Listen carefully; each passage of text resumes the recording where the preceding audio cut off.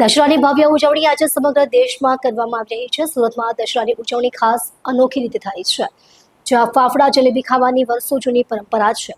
આજે સવારથી જ શહેરની ફરસાણની દુકાનો સામે લાંબી લાઈનો જોવા મળી। વહેલી સવારે 5 વાગ્યાથી જ લોકો સ્વાદિષ્ટ ફાફડા જલેબી લેવા માટે લાઈનમાં ઊભા રહી ગયા હતા। સુરત સહિત દેશભરમાં દશેરાની ભવ્ય ઉજવણી થઈ રહી છે। સુરત શહેરમાં દશેરાના દિવસે ફાફડા જલેબી ખાવાની પરંપરા છે।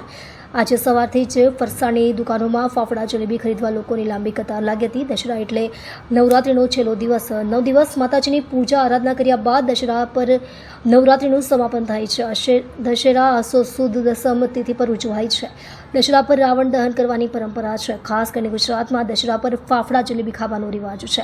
ગુજરાતી સંસ્કૃતિમાં દશેરાના દિવસે ફાફડા અને જલેબી ખાવાનો રિવાજ પેઢી દર પેઢીથી ચાલ્યો આવ્યો છે।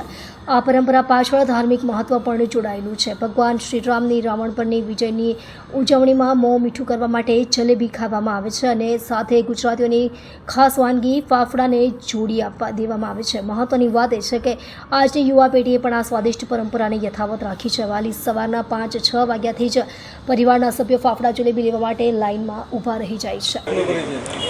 મારું નામ અભિષેક પૂજારા છે।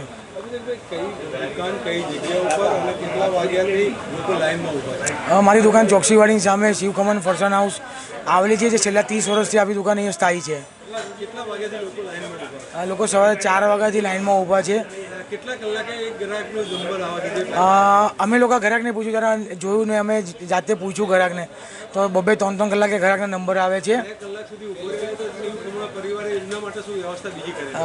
શિવ ખમણ પરિવારે જે ગ્રાહક અમારા માનીતા ચાહતા ગ્રાહક છે, 2 કલાક લાઈનમાં ઊભા છે, એ લોકો માટે છાશનું વિતરણ ચાલુ છે, જેને ચા પીવાનું ચાનું વિતરણ ચાલુ છે।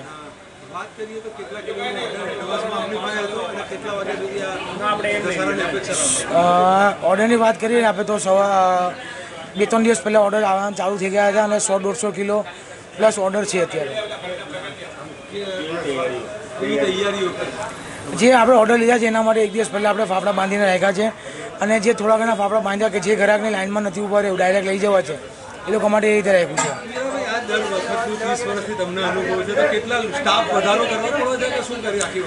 હા, સ્ટાફ વધારો ચોક્કસથી કર્યો છે, ને અમે ઘરના બી બધા જેટલા મેમ્બર છે બધા અમે લાગી ગયા છે, અને સ્ટાફ બી અમારો અમે જે દશેરા પર તહેવાર હોય છે ત્યારે બહારથી બોલાવીએ છીએ, એ બધા માણસો બધાને અઠવાડિયા પહેલાં બોલાવી લીધા છે।